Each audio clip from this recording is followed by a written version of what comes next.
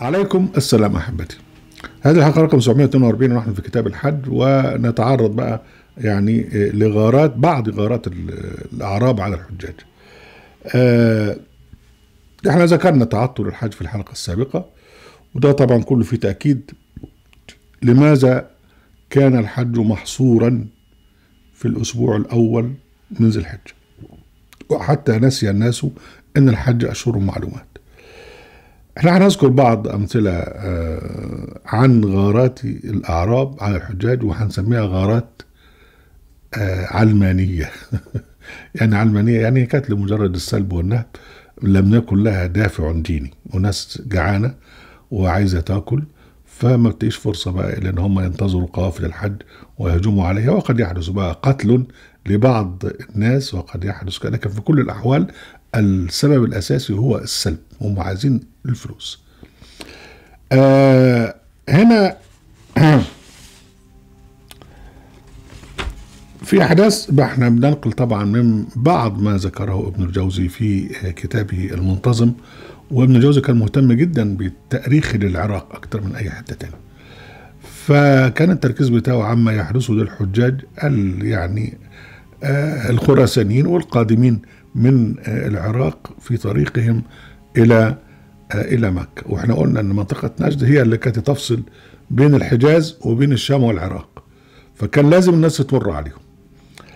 في أحداث 478 يقول إن قوما وقعوا على حاج مصر فقتلوا خلقا كثيرا منهم وأخذوا أموالهم وعاد من سلم من غير حج. ده 478، يعني طبعا جابوا الخبر ده فكتبوا. في أحداث 563 يقول فمن الحوادث في أن الحاج وصلوا إلى العراق سالمين، فخرج عليهم بنو خفاجة في طريق الحلة فقطعوا قطعة من الحاج فأخذوا أموالهم وقتلوا جماعة. يعني بقى هنا الحجاج وهم جايين طلع عليهم الجماعة بنو خفاجة، الأعراب بنو خفاجة في السكة، وقتلوا منهم وأخذوا أموالهم. 403 بعضهم ارتكب إثما فظيعا لإجبار الحجاج على دفع الفدية. كان بيحدث أن السلطات تدفع للقبائل فلوس كفدية، يعني زي ما يكون عندك واحد حرامي في البلد فتروح انت معينه شيخ غفر عشان خاطر يعني تأمن شره، يبقى هو المسؤول عن الأمن. فكان بيحدث هذا من الدولة العباسية. الدولة العباسية طبعا في العصر العباسي الثاني كانت ضعيفة جدا، فكانوا بيدفعون فدية للأعراب لخفارة القوافل، يعني لحراسة القوافل، قبل ما تتجمعوا عليه هندفع لكم. وفي قصص كثيرة ذكرها ابن الجوزي عن ان هم ساعات كانوا يعني واحد من القصيفر ادوا له ذهب مغشوش عشان خاطر يغفر لهم القوافل، فلما اكتشف ان هم بيضحكوا عليه في السنة الثانية وراح جاي محاصر الحجاج وقال لهم لازم تدفعوا له سنتين زيادة. وبعض الأعراب كانوا يأخذون الفدية أو يأخذون أجرة الحراسة، ثم يعني ينكثون العهد ويهجمون على الحجاج ويسلبونهم. وبعضهم ارتكب إثما فظيعا لإجبار الحجاج على دفع الفدية. ده في حوالي سنة 403 قام الإعرابي أبو فليتة بنزح الماء من الآبار وطرح فيها الحنظل في منطقة واقصة في طريق الحجاج، وانتظر يرصدهم ثم حاصرهم. يعني خاطر يعطش الحجاج عمل العمل الأسود ده. يقول ابن الجوزي اعتقلهم هناك ومنعهم الاجتياز وطلبهم ب50,000 دينار، فامتنعوا من تقرير أمر ذلك وضعفوا عن الصبر وبلغهم العطش، فهجم عليهم فلم يكن عندهم دفع ولا منع، فاحتوى على الجمال والأحمال والأموال، فهلك الكثير من الناس، وقيل هلك 15,000 إنسان ولم يفلت إلا العدد اليسير. ده ابن الذين ده اللي هو اسمه أبو فليتة. فإذا كان في غارات للحجاج، غارات علمانية بس يحدث فيها غارات على الحجاج، يعني يحدث فيها قتل. وفي بعض غارات هم ياخدوا الفلوس وبس. يعني سنة 504 ورد الكتاب من البصرة بما جرى على حج البصرة من أخذ العرب لهم على 3 أيام من البصرة، وأنهم نهبوا ونهبوا وسلبوا وجاعوا. يعني هم طالعين من البصره راح طالع عليهم على طول القطاع الطرق الاعراب، و يعني بقى مشوا 3 ايام في الصحراء ونهبوهم وسلبوهم وجوعوهم، لكن مش قتلوهم.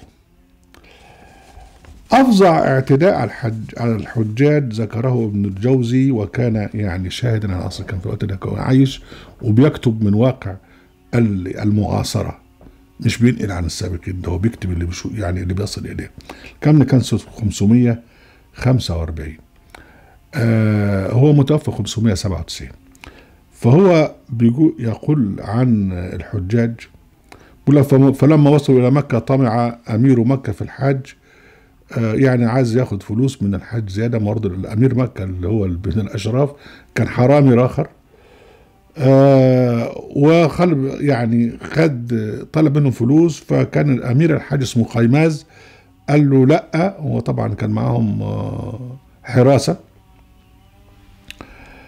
بس كان معاهم فلوس كتير قوي الجماعة القافلة ديت، لأنها معاها حراسة ففي تجار كتير ومعاهم فلوس.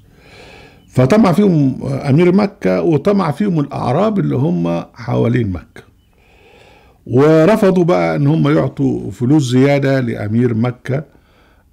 ورفضوا طبعا فيما بعد بقى لما يعني حاصرهم الأعراب برضو رفضوا يدفعوا، لأنه معاهم بقى قوة عسكرية. يقول بقى فخرجت عليهم العرب بعد العصر يوم السبت 14 محرم، طبعا بعد الكلام ده بعد لما أدوا فريضة الحج، فقاتلوهم، يعني قاتلوا القوة المسلحة اللي مع الحجاج، فكثرت العرب كثروا عليهم وغلبوا، فأخذوا من الثياب والأموال والأجمال والأحمال ما لا يحصى، وأخذوا من الدنانير ألوفا كثيرة.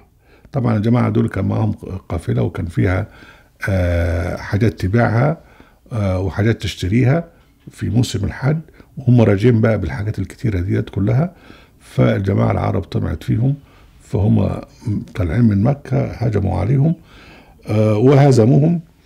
أقول لك وأخذوا من الدنانير ألوفا كثيرة، فتحدث جماعة من التجار أنها أخذ من هذا 10,000 ومن هذا 20,000 ومن هذا 30,000، وأخذ من خاتون أخت مسعود دي واحدة أميرة تركية ما قيمته 100,000 دينار. أقول لك وتقطع الناس وهربوا على أقدامهم، ناس بقى من الهول طلعوا يجروا يمشون في البرية يعني في الصحراء مش عارفين السكة. أقول لك فماتوا من الجوع والعطش والعري. وقيل، ودي حتى يعني سيئة جدا، وقيل إن الناس طين أجسامهن بالطين لستر العورة، وما وصل إلى المدينة إلا نفر قليل.